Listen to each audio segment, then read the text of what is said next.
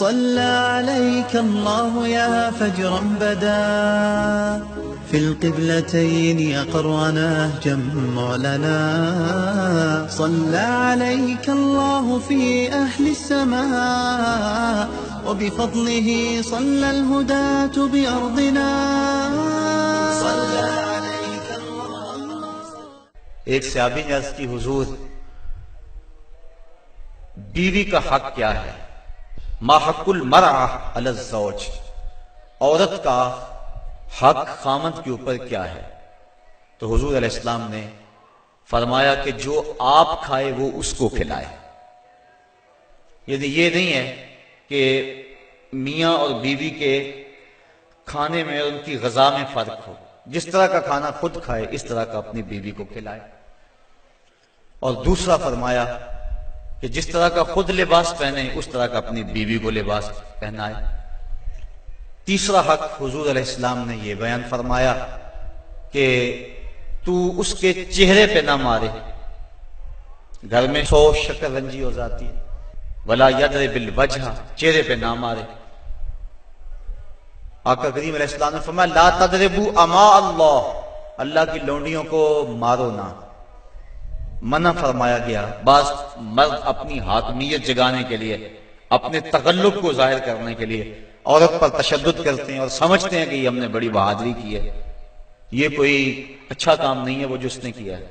شریعت نے روکا ہے، منع کیا ہے. عورت مارنے سے درست نہیں ہوگی بلکہ معاملہ اور خراب ہو جائے گا.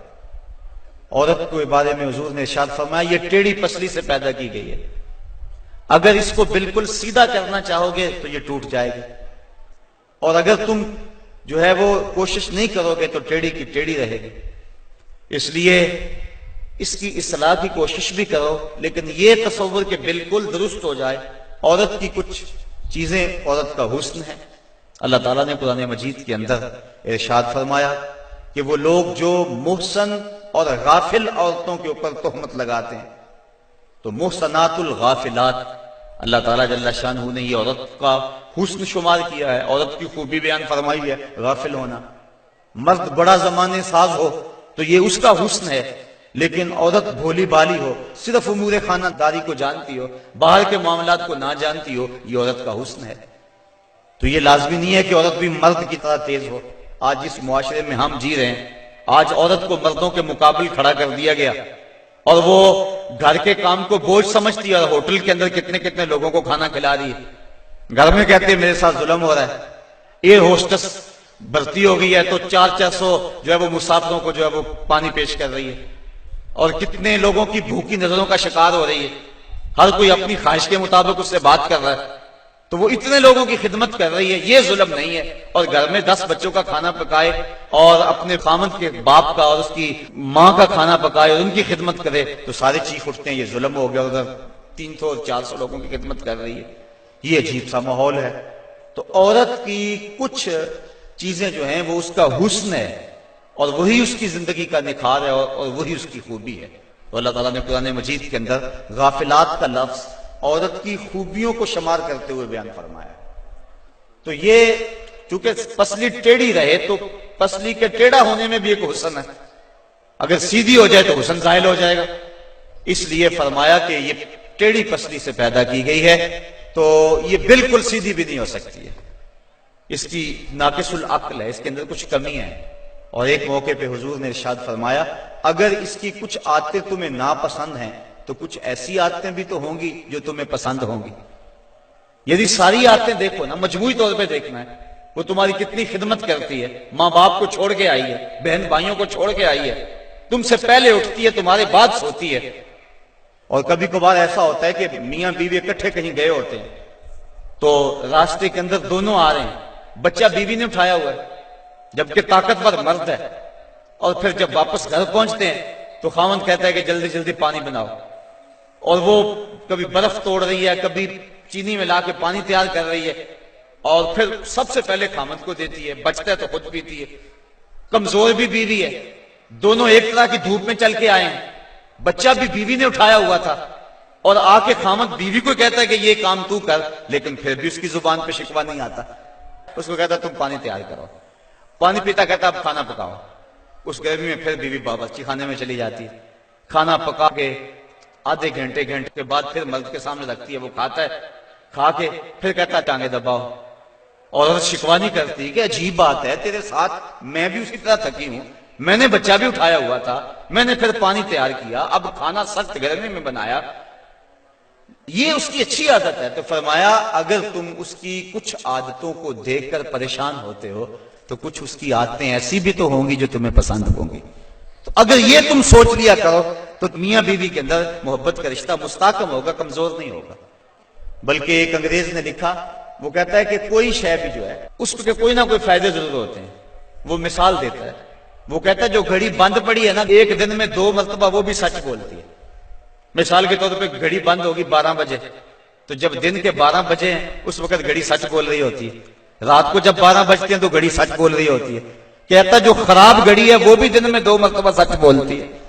تو اگر کسی شخص کی خرابیاں تمہیں نظر آئیں تو اس کی کوئی خوبی بھی ڈھونڈ لیا کرو. مکھی کی طرح نہیں کہ سارے بدن کو چھوڑ کر جہاں زخم ہو وہاں ہی بیٹھنا ہوتا ہے، جہاں خوشبو ہو وہاں بھی تو جاؤ. اس لیے فرمایا حضور علیہ السلام نے، اور ذرا غور تو کیجئے، خاندانوں کو جوڑنے کا اور میاں بیوی کے اندر باہم محبت پیدا کرنے کا یہ کتنا حکمت بھرا جملہ ہے. یہ جوامع الکلم سے ہے یہ جملہ، اور کتنا حسن ہے اس جملے کے اندر. فرمایا اگر اس کی کوئی بات تمہیں ناپسند ہے تو کوئی اس کی ایسی بات بھی تو ہوگی جو تمہیں پسند ہے، اور تم اس کو دیکھ لو.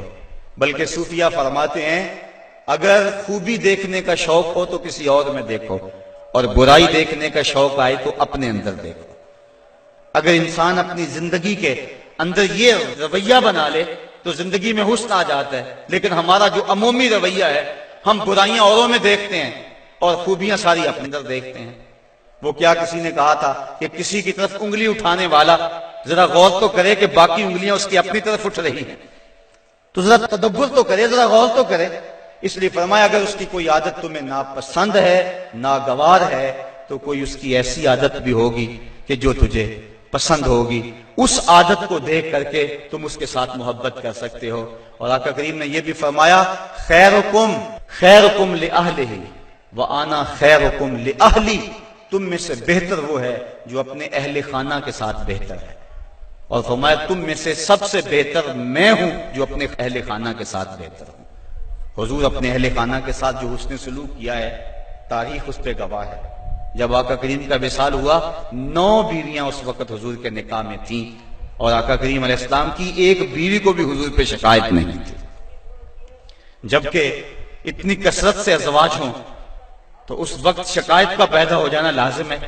لیکن اس انداز کے ساتھ حضور نے حسن سلوک کیا ان کے ساتھ، ان کے درمیان عدل قائم فرمایا، اور ان کے ساتھ محبت جو حضور کی تھی وہ مثال ہے. ایک حضرت سیدہ طیبہ طاہرہ حضرت خدیجہ الکبریٰ رضی اللہ تعالی عنہا کا جب آخری وقت آیا تو انہوں نے اپنی بیٹی حضرت فاطمہ الزہرا رضی اللہ تعالی عنہا کو بھیجا، کہا جاؤ اپنے باپ سے چادر مانگ لاؤ. تو سیدہ فاطمہ حاضر ہوئیں، عرض کی امی چادر مانگ رہی ہیں. تو حضور علیہ السلام نے فرمایا بیٹا اپنی ماں سے پوچھو نا چادر کیا کرنی ہے. تو حضرت خدیجہ الکبریٰ رضی اللہ تعالی عنہا کی خدمت میں پوچھنے کے لیے حضرت فاطمہ واپس آ رہی ہیں تو حضرت نبی رحمت صلی اللہ علیہ وسلم بھی پیچھے آ گئے. حضرت خدیجہ سخت بیمار تھی. عرض کی حضور اس وقت جو میری حالت ہے آپ دیکھ رہے ہیں، مجھے لگتا ہے کہ یہ میرا آخری وقت آ گیا. میں نے چادر اس لیے مانگی ہے کہ اس چادر سے مجھے کفن دیا جائے. اب سنو حضور نے کیا جواب دیا. آقا کریم کی آنکھوں میں آنسو آ گئے اور فرمایا خدیجہ تو نے تو چادر مانگی ہے، لو اردت جلدی لا آتیتو کے، اگر تو میری جلد بھی مانگتی میں وہ بھی اتار کے دے دیتا. یہ ہے محبت بیوی کے ساتھ، یہ ہے پیار کا رشتہ. حضرت ام المومنین سیدہ عائشہ صدیقہ رضی اللہ تعالی عنہا فرماتی ہیں حضور کثرت سے حضرت خدیجہ کا تذکرہ کرتے تھے. ایک دن مجھ سے نہ رہا گیا، میں نے کہا حضور آپ اس بوڑھی عورت کا تذکرہ نہیں چھوڑتے. تو حضور نے فرمایا عائشہ مجھے خدیجہ کے بارے تکلیف نہ دو، جب پورے مکے نے میرا انکار کیا تھا اس نے میرا اقرار کیا تھا. حضرت عائشہ صدیقہ رضی اللہ تعالی عنہا فرماتی ہیں ایک دن حضور بقیع سے واپس آ رہے تھے، میرے سر میں سخت درد ہو رہا تھا. حضور تشریف لائے تو میں نے کہا واہ آسا ہو، ہائے میرا سر گیا. تو حضور علیہ السلام نے کہا وَآنَا یا عائشہ، عائشہ یہ تیرے سر میں درد نہیں، یہ تو میرے سر میں درد ہو رہا ہے۔ یہ بیوی کے ساتھ محبت کا انداز ہے جو حضور نے اختیار فرمایا۔ یہ کیسا پیار ہے، یہ کیسی الفت ہے، ذرا غور تو کریں۔ حضرت سودا رضی اللہ تعالی عنہا، حضور ان کے ہاں تشریف فرما تھے۔ حضرت عائشہ صدیقہ رضی اللہ تعالی عنہا نے کچھ پکایا، میٹھی چیز تیار کی، جی میں آیا حضور کو دوں۔ آقا کریم حضرت سودا رضی اللہ تعالی عنہا کے ہاں تھے، انہوں نے وہ شے اٹھائی اور حضرت سودا کے حجرے میں چلی گئیں۔ وہ چیز رکھی، کھانا شروع کیا، حضور بھی تناول کر رہے ہیں، حضرت عائشہ رضی اللہ تعالی عنہا بھی تناول کر رہی ہیں، لیکن حضرت سودا نہیں لے رہے۔ ان کے دل میں یہ بات آ گئی کہ میری باری تھی اور یہ کھانا تیار کر کے ادھر لے آئی ہیں، اس لیے وہ نہیں کھا رہے۔ تو حضرت عائشہ صدیقہ رضی اللہ تعالی عنہا نے اس حلوے یا اس کھیر سے انگلی کے ساتھ تھوڑی سی چیز لگائی، حضرت سودا کے رخسار پہ مل دی۔ اب حضرت سودا نے عرض کی حضور یہ دیکھو انہوں نے کیا کیا ہے۔ تو آقا کریم نے فرمایا نیکی کی جزا نیکی اور برائی کی جزا برائی، ایسا کرو کہ تم بھی بدلہ لے لو۔ تو حضرت سودا نے انگلی لگائی اور حضرت عائشہ صدیقہ رضی اللہ تعالیٰ عنہ کے چہرے پہ لگا دی۔ اب ان کے چہرے پہ بھی وہ حلوہ یا وہ کھیر وغیرہ لگی ہے، ان کے چہرے پہ بھی لگی ہوئی ہے۔ باہر دروازے سے دستک ہونے لگے، دروازے پر کسی نے دستک دے دی۔ اب حضور تشریف لے گئے، دیکھا تو حضرت عمر فاروق کھڑے تھے۔ ابھی غالباً حجاب کی آیتیں نہیں اتری تھی، تو حضور جلدی جلدی آئے، فرمایا منہ دھو لو، عمر آ رہے ہیں۔ اب دونوں کے ساتھ عدل بھی فرمایا حضور نے، اور ایسی شگفتگی بھی پیدا ہو گئی۔ بعض مرد سمجھتے ہیں کہ ہم مرد ہیں اور ہمیں عورتوں کے ساتھ بالکل سیریس رہنا چاہیے، ان کے ساتھ کوئی مزاح نہیں کرنا چاہیے، جبکہ مزاح فرمانا چاہیے۔ عورتوں کے ساتھ حضور نے فرمایا ہے۔ حضرت عائشہ صدیقہ رضی اللہ تعالی عنہ اور حضور جا رہے تھے کسی سفر پہ۔ حضور کی عادت یہ تھی جب قافلے میں ہوتے، سفر کرتے تو سب سے پیچھے ہوتے۔ تو قافلہ تھوڑا سا آگے چلا گیا تو حضور نے فرمایا عائشہ دوڑ نہ لگائیں۔ عرض کی ہاں ٹھیک ہے۔ حضرت عائشہ صدیقہ رضی اللہ تعالیٰ عنہ کہتی ہیں کہ میں پتلی دبلی تھی، میں اپنے پاؤں سے آگے نکل گئی۔ یہ لفظ کہ حضرت عائشہ صدیقہ نے یہ نہیں کہا میں حضور سے آگے نکلی، بلکہ ادب کا یہ عالم ہے، کہا میں اپنے پاؤں سے آگے نکل گئی۔ خیر معاملہ ختم ہو گیا، کافی عرصہ بیت گیا۔ ایک دن پھر ہی ایسا موقع بنا، میرے جسم میں تھوڑی سی فربہی آ گئی تھی۔ تو حضور نے فرمایا عائشہ دوڑ نہ لگائیں، میں نے کہا لگاتے ہیں۔ تو جب دوڑ لگائی تو میں پیچھے رہ گئی، حضور آگے چلے گئے۔ تو حضور نے پیچھے پلٹ کے دیکھا اور مسکرا کے فرمایا یہ اس دن والا بدلہ ہو گیا۔ تو اب مزاح فرمایا حضور علیہ السلام نے۔ اور حضرت عائشہ صدیقہ رضی اللہ تعالی عنہ فرماتی ہیں کہ اللہ کے محبوب علیہ السلام مجھے حمیرہ کہہ کے پکارتے تھے، یہ محبت کا عالم تھا۔ تو عورت کے ساتھ اس نے سلوک کرنے کا درس دیا گیا ہے۔ تو فرمایا اس کو مارو نہ، ولا یکبہ، اور اس کو گالی نہ دو۔ عورت کو گالی گلوچ کرنا یہ کوئی اچھی عادت نہیں ہے۔ کسی کو گالی دیں آپ یا مجھے کوئی گالی دے تو میرے دل میں جو ہے وہ زخم لگے گا اس گالی کا۔ وہ کیا کسی عربی شاعر نے کہا ہے، تلوار کے زخم ہیں وہ مٹ جاتے ہیں لیکن جو زبان کے زخم ہیں وہ نہیں مٹتے۔ کسی کا مارا ہوا بول ختم نہیں ہوتا۔ اب کسی کو کوئی بات کہہ دے تو ساری زندگی وہ زخم نہیں مٹتا۔ تو جن میاں بیوی نے اکٹھے رہنا ہو ساری زندگی اور وہ خامد گالیاں دے تو بیوی کے دل میں کتنی نفرت پیدا ہو جائے گی۔ یہ آئلی زندگی کا سسٹم تباہ ہوگا یا نہیں ہوگا؟ اس لیے حضور نے فرمایا کہ چوتھا حق یہ ہے کہ وہ گالی نہ دے، اور پانچواں حق یہ بیان فرمایا حضور نے وَلَا يَحْجُرْ إِلَّا فِي الْبَيْتِ۔ عورت کی کوئی عادت ناپسند ہے یا کوئی ایسا معاملہ ہو گیا تو حکم ہے پہلے اسے سمجھاؤ، اگر وہ سمجھتی نہیں ہے تو پھر حکم ہے کہ اس کا بستر الگ کر دو۔ اب علماء نے اس کے ساتھ بھی شرط لگائی ہے، بستر الگ کرنے کا یہ مفہوم نہیں ہے کہ اس سے بول چال چھوڑ دو، اگر بول چال چھوڑ دو گے بچوں پہ اثر پڑے گا۔ بستر کو الگ کرنا یہ تمہارے میاں بیوی کا معاملہ ہے، بچوں کو پتہ نہ چلے، بچوں کی تربیت خراب ہو جائے گی اگر تم اس سے جو ہے وہ ایسا الجھاؤ پیدا کر لو گے۔ اور پھر کہا کہ فی البیت، اس کو الگ گھر میں کرو، اس کو میکے نہ بھیجو، اگر میکے بھیجو گے تو اس کے والدین کو تکلیف ہوگی، تو تمہارے دو خاندانوں کے اندر فساد بپا ہوگا۔ کیسی حکمت بھرے جملے ہیں۔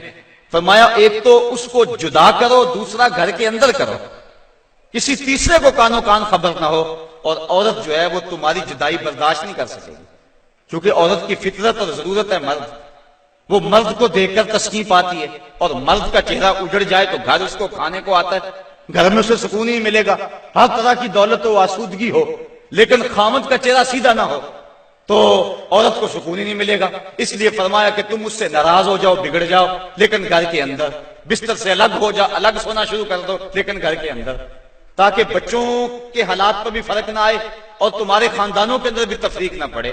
تو کہا یہ حق ہیں عورت کے مرد کے ذمے۔ اب ذرا ان پہ بار بار غور کریں۔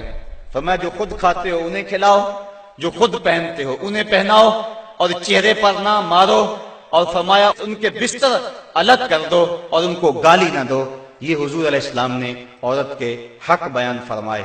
اور پھر حضور نبی رحمت صلی اللہ علیہ وآلہ وسلم نے یہ بھی ارشاد فرمایا، اکمل المؤمنین ایمانا احسنہم خلقا وخیارکم خیارکم لأہلہ۔ فرمایا تم میں سے کامل ایمان اس شخص کا ہے جس کے اخلاق اچھے ہیں، خلق اچھا ہے، جس کا منہ میٹھا ہے، جس کی بولی ٹھیک ہے۔ وہ کیا کسی نے کہا تھا، لہجے میں اگر رس ہو تو دو بول بہت ہیں۔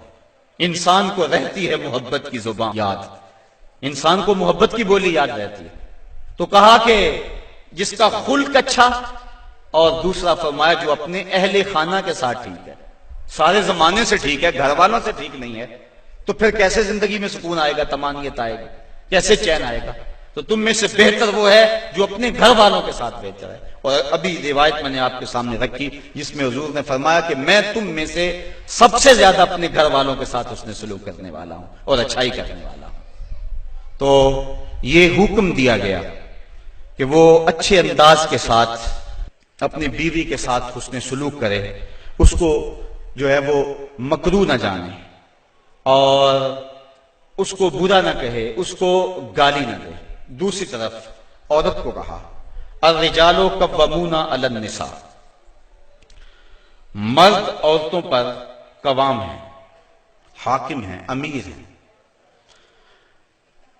یہ اس لیے فرمایا گیا کہ پھر دونوں رائے دیں اور شریعت فیصلہ نہ دے کہ کس کی رائے مقدم ہوگی، رائے میں اختلاف بھی ہو سکتا ہے، تو پھر آئلی سسٹم پھر بھی تباہ ہوگا۔